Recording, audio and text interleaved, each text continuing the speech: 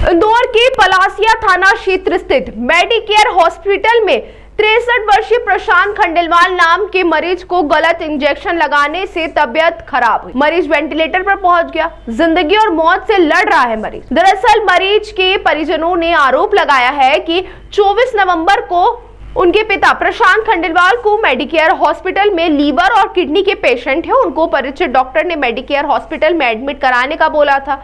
परिजन मरीज को हॉस्पिटल में एडमिट भी करा दिया गया था, जहां शुक्रवार की रात किडनी पेशेंट प्रशांत खंडेलवाल को डायनापार इंजेक्शन लगाने से हालत बिगड़ गई, जिनको तुरंत आईसीयू में भर्ती किया गया। संभवतः किडनी पेशेंट को दर्द का इंजेक्शन डायनापार या और कोई सा इंजेक्शन नहीं दिया जाता है, मगर हॉस्पिटल की लापरवाही से 63 वर्षीय मरीज जिंदगी और मौत से लड़ने को मजबूर हो गया है। वहीं परिजनों ने मेडिकेयर हॉस्पिटल प्रबंधन से जब पूरे मामले की शिकायत की तो प्रबंधन का कहना है कि प्रशांत खंडेलवाल को डायनापार इंजेक्शन नहीं लगाया गया, बल्कि पास वाले मरीज को लगाया गया था। फिलहाल मरीज की हालत नाजुक बनी हुई है। वहीं जब मेडिकेयर हॉस्पिटल में मीडिया ने प्रबंधन से बात करना चाही तो हॉस्पिटल प्रबंधन गाड़ी में बैठकर भागते हुए नजर आए। पूरे मामले की शिकायत मरीज के परिजनों ने पलासिया पुलिस को की है, जहां पुलिस द्वारा मेडिकेयर हॉस्पिटल प्रबंधन से हॉस्पिटल के सीसीटीवी के साथ सभी एविडेंस बुलाए गए हैं। बहरहाल मेडिकेयर हॉस्पिटल का यह पहला मामला नहीं है जब मरीज की जिंदगी के साथ खिलवाड़ किया गया हो। इसके पहले भी कई मामले मेडिकेयर हॉस्पिटल के सामने आ चुके हैं। जी, मेरा नाम निखिल खंडेलवाल है। मेरे पिताजी प्रशांत खंडेलवाल जी को मेडिकेयर हॉस्पिटल रविंद्र नगर रिसर्च सेंटर में एडमिट किया गया था। डॉक्टर नरेश पावा ने सजेशन दिया था कि उनको एडमिट किया जाए, और मेरे पिताजी लीवर और किडनी से ग्रसित पेशेंट हैं, तो मैंने 24 तारीख के दिन उनको यहाँ पे एडमिट किया था और 25 तारीख के दिन उनका पहला डायलिसिस कराया था। डायलिसिस कराने के बाद में यहाँ पे नाइट में जो ड्यूटी डॉक्टर थे तो उन्होंने एक दर्द का डायनापार इंजेक्शन उनको लगा दिया गया, जबकि किडनी पेशेंट और लीवर पेशेंट को डायनापार इंजेक्शन नहीं लगाया जाता है, जिस वजह से उनकी किडनी बैठ गई, उनका क्रेटेनाइन और ज़्यादा हो गया। वो अच्छी कंडीशन में थे और हॉस्पिटल की लापरवाही की वजह से उनको आईसीयू में शिफ्ट करना पड़ा और वेंटिलेटर पर रखना पड़ा।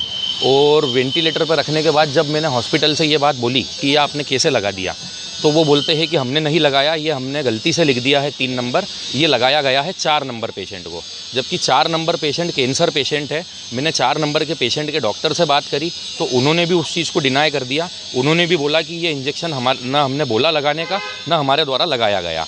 और जो नरेश पावा सर जिनके अंडर में मेरे फादर एडमिट है, मैंने उनसे भी कंफर्म करा कि मैंने कहा सर क्या ये आपके कहने पे लगा है ये इंजेक्शन, तो उन्होंने भी साफ साफ इनकार कर दिया कि ये इंजेक्शन मेरे द्वारा नहीं लगाया गया है। तो किसकी गलती मानते हैं? ये गलती पूरी अस्पताल प्रबंधन की गलती है और यहाँ के स्टाफ की गलती है। तो ये अपनी जिम्मेदारी से पर्दा उठाने की कोशिश कर रहे हैं। मुझे अलग अलग टाइप के ऑफ़र दे रहे हैं, मुझे लालच दे रहे हैं कि हम आपका बिल माफ़ कर देंगे, हम आपको डिस्काउंट दे देंगे, पूरा इलाज हम कर देंगे। पर अब चूँकि इलाज का क्या करूँगा जब मेरा आदमी नहीं रहेगा तो, और मैं उनको अभी उनकी बहुत क्रिटिकल कंडीशन है, मतलब ये समझ लीजिए कि 90% कोई चांस नहीं है उनके अलाइव होने का।